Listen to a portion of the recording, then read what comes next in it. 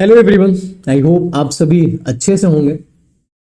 आज मैं बहुत ही इंटरेस्टिंग टॉपिक लेके आया हूँ आप लोगों के सामने। Dark pools trading. ये डार्क पूल्स ट्रेडिंग एग्जैक्टली क्या है? बहुत सारे लोग इसके बारे में, कुछ लोगों ने सुना भी होगा, बट डिटेल्स में इसके बारे में इंफॉर्मेशन ज़्यादा अवेलेबल नहीं है। आप यूट्यूब पे भी देखोगे तो आई थॉट कि ये बहुत ही ज़्यादा इंटरेस्टिंग टॉपिक है और जो लोग भी ट्रेड करते हैं उनको जानना चाहिए इसके बारे में। तो देखिए एग्जैक्टली होता क्या है, स्टॉक मार्केट का हम जैसे ही नाम सुनते हैं तो हमारे दिमाग में एक ऐसे जगह की तस्वीर आती है जहां पैसा बनाने के हजार तरीके हैं। लेकिन क्या आपको पता है, स्टॉक मार्केट का एक ऐसा पार्ट भी है जो सबसे ज़्यादा सिक्रेटिव है और मिस्टीरियस है। आज हम बात करने वाले हैं उसी टॉपिक के बारे में, डार्क पूल्स की। ऐसे हिडन ट्रेडिंग वेन्यूज जो बड़े प्लेयर्स के लिए बने हैं लेकिन रिटेल इन्वेस्टर्स के लिए एक बड़े सरप्राइज का कारण बन सकते हैं। तो अगर आपको मार्केट के इस डार्क साइड का सच जानना है तो इस वीडियो के एंड तक जरूर देखिएगा। स्टार्ट करते हैं बेसिक से। इसमें बहुत सारे टॉपिक्स को हम कवर करेंगे। मैं आपसे पहले डिस्कस करता हूं, फिर उसको ब्रीफली एक्सप्लेन करेंगे। जैसे डार्क पूल्स है क्या, ये पब्लिक एक्सचेंजेस से किस तरीके से डिफर करते हैं, इसके हिस्ट्री और एवोल्यूशन के बारे में जानेंगे। डार्क पूल्स कैसे वर्क करते हैं, कहाँ पे ज़्यादा मोस्ट प्रेवलेंट है, इसका रिटेल इन्वेस्टर्स पे क्या इम्पैक्ट है, इसके क्या एडवांटेजेस हैं, क्या डिसएडवांटेजेस हैं, रेगुलेशंस एंड रिपोर्टिंग। ये सारी छोटी से छोटी, मतलब एक भी ऐसा पॉइंट मिस नहीं करेंगे। हमें काफ़ी डिटेल्स में हम इस चीज़ को समझेंगे। तो दोस्तों, डार्क पूल्स का मेन पर्पस ये होता है कि लार्ज ट्रेड्स को मार्केट में डायरेक्टली प्लेस किए बिना एग्जीक्यूट किया जाए ताकि प्राइस पे सडन इम्पैक्ट ना हो। इसका मतलब ये हुआ कि ये ट्रेड्स पब्लिक एक्सचेंजेस पर डिस्क्लोज नहीं होते और ये पूरी सीक्रेसी में ऑपरेट करते हैं। डार्क पूल्स का कॉन्सेप्ट 1980s में शुरू हुआ जब लार्ज फाइनेंशियल इंस्टीट्यूशंस को अपने ट्रेड्स को डिसीक्रेटली एग्जीक्यूट करने की जरूरत महसूस हुई। पहला डार्क पूल ITG POSIT 1986 में लॉन्च किया गया था, जो इंस्टीट्यूशंस को एनोनिमस ट्रेडिंग की सुविधा देता था। 1990s के दौरान और 2000 के अर्ली फेज में डार्क पूल्स काफ़ी पॉपुलर होने लगे जब एल्गो ट्रेडिंग और इलेक्ट्रॉनिक ट्रेडिंग का ट्रेंड बढ़ा। ये वो टाइम था जब मार्केट में लिक्विडिटी को इफिशिएंटली मैनेज करना ज़्यादा इंपॉर्टेंट हो गया था। इस वजह से डार्क पूल्स का यूज बढ़ता चला गया। चलिए अब समझते हैं डार्क पूल्स के मैकेनिज्म कैसे काम करते हैं।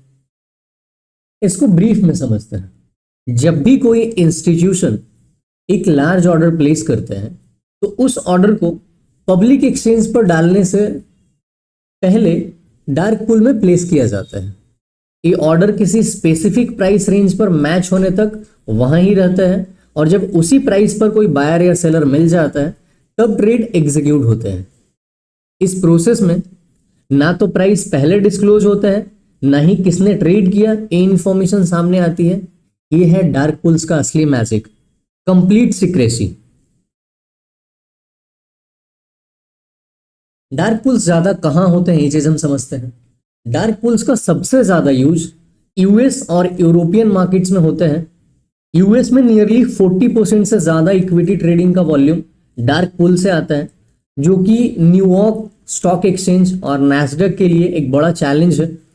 यूरोप में भी ये ट्रेंड काफी पॉपुलर है, खासकर लंदन और फ्रैंकफर्ट जैसे फाइनेंशियल हब्स में।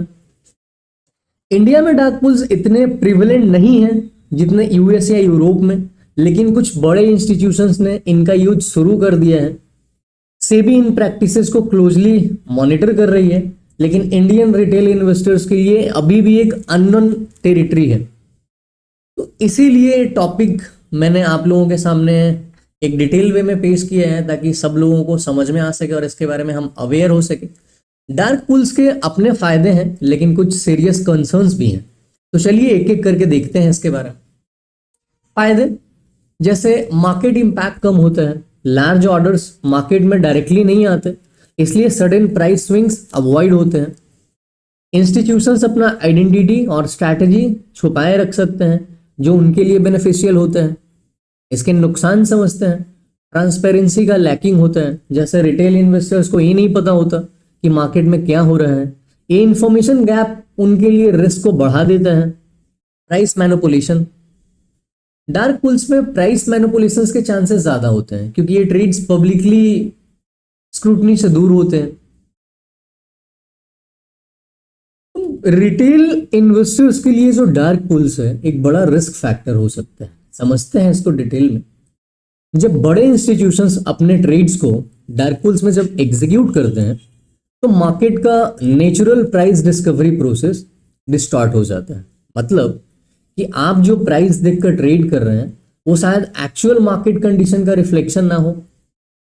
इसका एक इम्पैक्ट ये होता है कि आपको मार्केट के ट्रू सप्लाई और डिमांड डायनेमिक्स का अंदाजा नहीं लगता। आप एक आर्टिफिशियली स्टेबल मार्केट देख रहे होते हैं जबकि पर्दे के पीछे कुछ और ही खेल चल रहा होता है। दोस्तों, डार्क पूल्स के ट्रेड्स का volume time to time report किया जाता है, लेकिन ये रिपोर्टिंग डिले के साथ होती है और ये डेटा इजीली एक्सेसिबल नहीं होता। जैसे SEBI, security exchange board of India और कुछ इंटरनेशनल रेगुलेटर्स जैसे यूएस में ACC, US securities and exchange commission, और यूरोप में एमआईएफआईडी रेगुलेशंस। एक्चुअली एमआईएफआईडी है वो यूजुअली कवर करता है फाइनेंशियल सर्विसेज बिजनेस को जो ऑपरेट कर रही है यूरोपियन इकोनॉमिक एरिया में।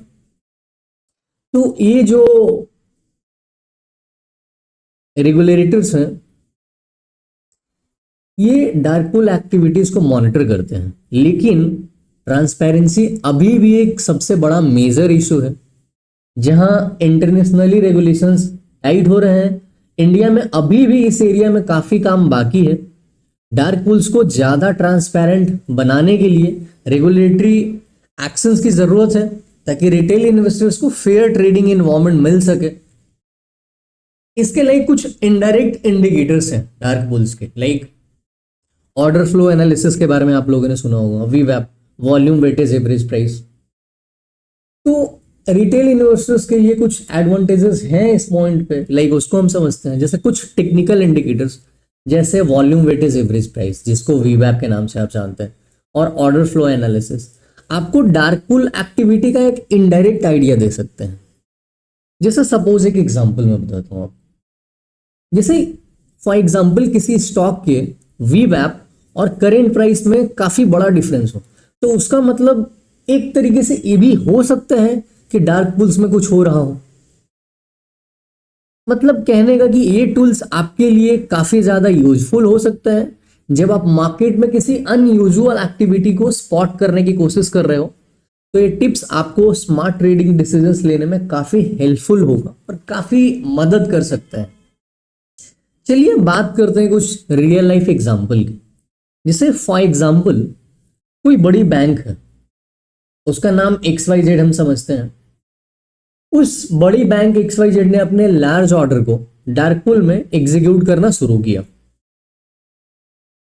अगर ये ऑर्डर पब्लिक मार्केट में आता तो स्वाभाविक सी बात है स्टॉक मार्केट में सडन स्पाइक होता, लेकिन डार्क पूल के थ्रू उसने क्वाइटली ट्रेड कंप्लीट किया। मतलब एक शांत तरीके से, एक प्रॉपर सीक्रेट तरीके से, और रिटेल इन्वेस्टर्स को इसका पता भी नहीं चला। एक और एग्जांपल देखते हैं। फॉर एग्जांपल XYZ नाम के हेज फंड ने एक स्टॉक में अपने शेयर्स को ऑफलोड करना शुरू किया डार्क पूल्स के थ्रू। तो रिटेल इन्वेस्टर्स को लगा कि मार्केट स्टेबल है, लेकिन धीरे धीरे स्टॉक का प्राइस गिरना शुरू हो गया। तब तक जब तक XYZ हेज फंड है अपने मैक्सिमम शेयर्स बेच चुका था, और जब रिटेल इन्वेस्टर्स को रियलिटी पता चली तब तक देर हो चुकी थी। FIIs, जिसको फॉरेन इंस्टीट्यूशनल इन्वेस्टर्स के नाम से समझते हैं, आप लोग जानते होंगे, FIIs भी डार्क पूल्स का काफी यूज करते हैं। ये लार्ज वॉल्यूम्स में शेयर खरीदने या बेचते हैं, और अगर आप देखते हैं कि किसी स्टॉक में हेवी FII एक्टिविटी है तो ये डार्क पूल्स के थ्रू हो सकता है। इसीलिए FII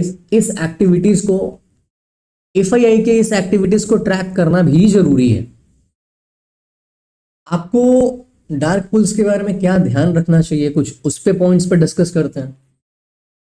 तो दोस्तों, डार्क पूल्स के बारे में जितना ज़्यादा जाने उतना ही कम है। स्टॉक मार्केट का एक ऐसा इंपॉर्टेंट पार्ट है, लेकिन इसमें ट्रांसपेरेंसी काफ़ी कम होती है। आपको हमेशा ये समझना चाहिए कि आपके सामने जो मार्केट प्राइस है वो शायद पूरी पिक्चर नहीं दिखाता।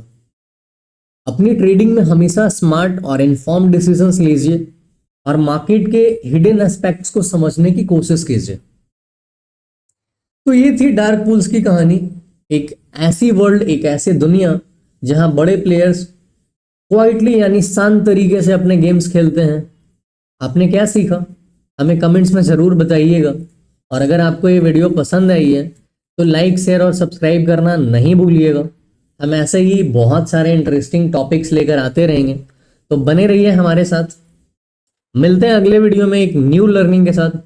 तब तक के लिए bye bye guys and take care, happy trading.